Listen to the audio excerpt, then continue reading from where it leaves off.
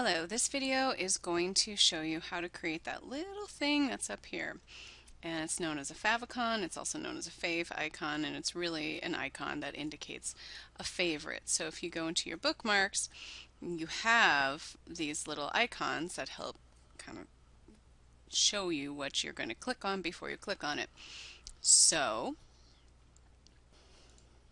the first thing you'll want to do is to create the icon that you would like for your website. So I'm going to open up Photoshop and I'm going to create a new file. Usually they are 32 by 32 and you want that to be at 72 pixels per inch.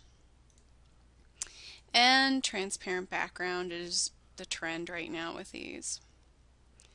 So we have our space here to create our icon.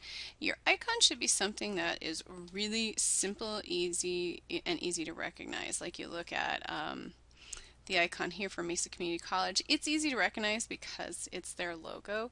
Firefox is also their logo. Frequently that's what people do, is to use their logo, but if it's complex at all, you'll need to choose a simpler shape.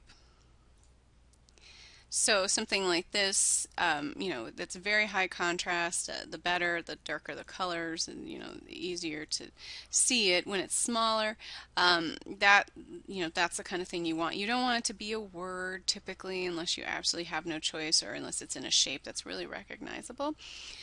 So here I've just used the shape tool to create this, and I'm going to save it as a ping, a semi-transparent ping.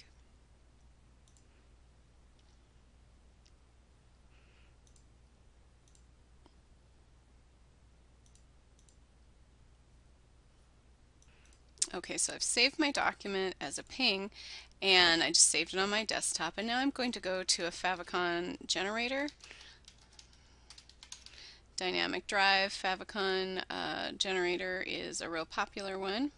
So I just typed in dynamic drive favicon, and I'm going to click browse to create a favicon, and I'm going to navigate to my icon. Okay, now that I navigated to my icon, I'm going to create the icon. I'm not going to merge it or do anything like that. And that's what it looks like. So you can see that's very easy to recognize. It's a checkerboard type symbol, and look at their icon right here. So super easy. I'm going to download it into my site folder. Alright, I've downloaded into my site folder. This is a file I would put in my template. So here I have link, rel shortcut, and it gives me the text here for it. So I'm going to go ahead and do this. I'm going to go into Dreamweaver. And in this sample, I do not have a template, it looks. Oh, wait, I do.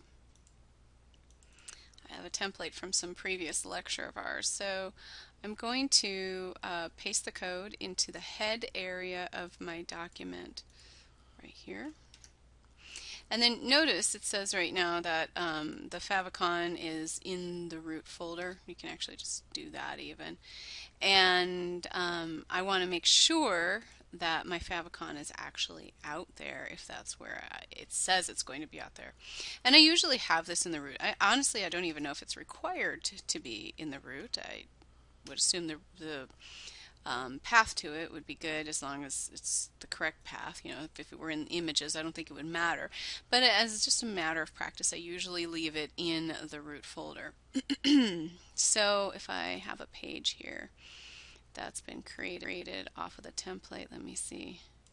This one has, so it should have added it up here. And let me see. Well, this one might have been. Okay, that one wasn't, so we'll just make a new page. And we will save this as favicon just for the sake of the demo here. And we'll preview in Firefox. And sometimes this works, sometimes I actually need to upload it. Oh, there, it worked. So here it is, there's the favicon. And since it's transparent, if you're in different browsers, the browser Chrome, if it is a different color right here, will show through. So that's why I went with a semi-transparent ping. The favicon itself is a file that is an ICO format. So that's why we got to go to a generator to do it. I don't know if Photoshop has the ability to save out like that yet. It should, but just looking at the Favicon generator, like dynamic drives, is really easy and quick, and it's a super easy thing to make for your website.